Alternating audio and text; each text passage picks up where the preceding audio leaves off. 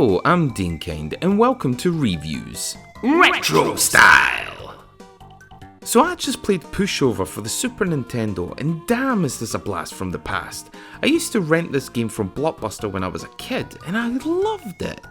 But now as a fully grown old man-child who's slowly going senile with anal leakage and needing to wear nappies 24 hours a day, I'm starting to see its flaws. So, let's dig into this little nugget, yeah? First off, the game was developed by Red Rat Software and published by Ocean Software back in 1992. The game requires you to, well, push over dominoes. That's it, review over, good night everybody, see you next week. For real though, the gameplay consists of pushing over domino bricks, but in typical puzzle game standards it's anything but as simple as that sounds. Not only do all bricks need to fall, but they need to fall in a specific order, with the last being the 3-striped brick. And this all needs to be done in one push. So as you can imagine, this is where things really start to get tricky, because there are different kinds of bricks which all have different behaviours. For instance, the stopper brick stops dominoes dead on their tracks and forces them to go back, which is handy for the tumbler, as that keeps moving until it hits another domino, which could be the exploder brick for example, which explodes and leaves a hole on the floor, etc, etc. You can't pick up the trigger brick however, which is a bummer.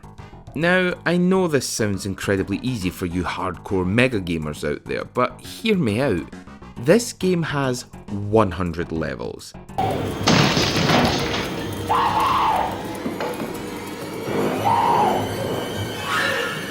Here's 100 levels. And if there's any retro gamers out there watching this, they've just been hit with a big cold dose of gamer's chills. What's gamer's chills, I hear you ask?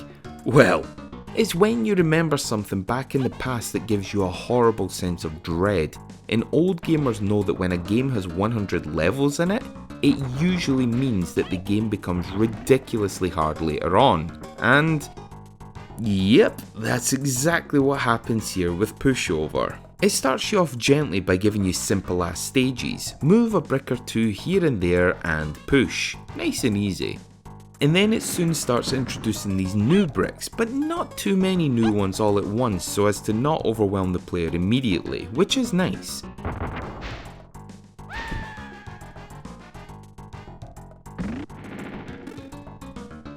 The game genuinely does take its time before it cranks up the difficulty, so you get a nice feel for it. But before you know it, wham! Deal with these, bitch! As mentioned, most stages just require some bricks to be moved and then push. Watch and admire your mad puzzle skills before walking through the door. You get a warm feeling when watching the bricks all fall and get a nice sense of accomplishment. But some levels require you to be active as they're falling, such as moving a stopper brick as the tumbler is moving. Oh for fuck! Or falling below before the bridge brick blocks your exit. God damn it!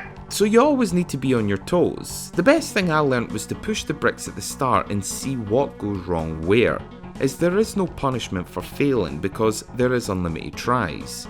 You do have a time limit, but it's hardly an issue. Once you've figured out the puzzle, you restart the level and boom, done.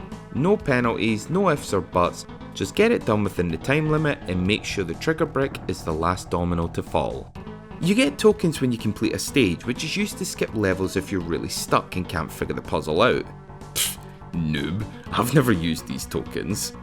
Honest, I swear, I'm genuinely a pro gamer. Ask my mum if you don't believe me. For every 11 stages completed, you get a cutscene of slingshot and cash to the rat. That's it. No differentiating cutscenes, nothing, just rinse and repeat. To be fair, the main draw to this game is the puzzles themselves, not the cutscenes, so yeah, moving on. I personally find this game great, but it's not without its caveats. For example, every time you complete a stage, it sends you back to the menu with a password. That's annoying. When there's a lot of bricks on show, the game has major slowdown. That's annoying. If bricks are placed in certain areas such as ladders, they can be hindering obstacles like when you're trying to climb the ladder but it thinks you're wanting to push the block. That's annoying. Having to use the Y button to push the brick left and the A button to push the brick right, even if you're looking the correct way, that's annoying. Even the very act of placing bricks can be a challenge if you're not smack on the area where you want to place it. That's very annoying. And last but not least, there is no reason for all the bricks to be coloured just yellow and red. That's extremely annoying. Because the bricks all have the same bloody colour, you end up forgetting which bricks do what, and forces you to bring up the menu all the time. That's super annoying. But at least the music is okay.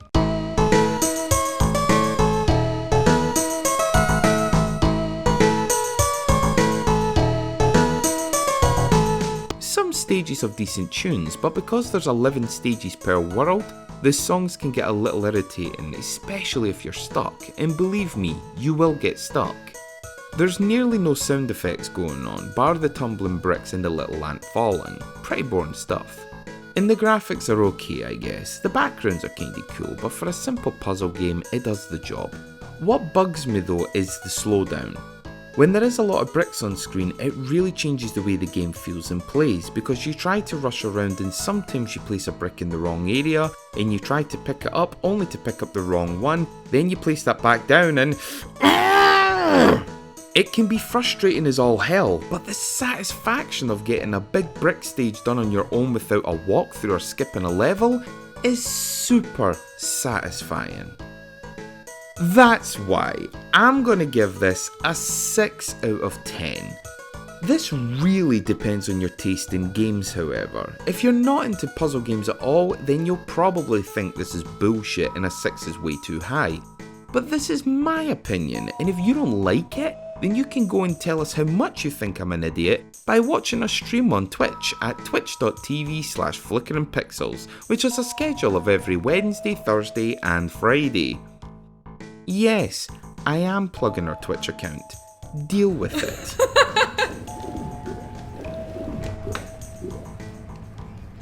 Oh no! But, until next time guys, be good to each other and have a nice day. Thanks for watching.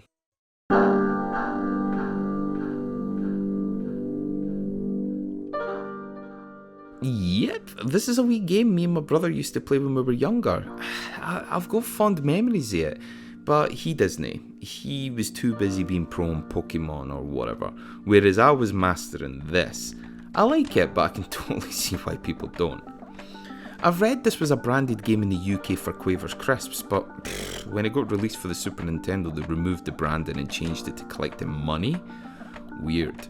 And yeah, we've started to stream on Twitch now at twitch.tv/FlickeringPixelz, so feel free to come join, have a gab with us idiots and play with us, or even request some games or songs to be played. It's up to you. Or don't, I'm not your mum, okay? Wicked Law is currently playing Tomb Raider at the moment. She's going to play through all the Tomb Raider games, from the very first one in 1996 right up to the recent ones that Square Enix is releasing. So yeah, and yes, you're allowed to slag her when she fails, because she fails all the time and it's hilarious, and I slag her all the time because she's rubbish at the game and I love seeing her getting all frustrated. And yes, I flubbed that line, but I don't care because this is just the end part. Half of yous don't listen to this part anyway, so yeah. Anyway, bye for now.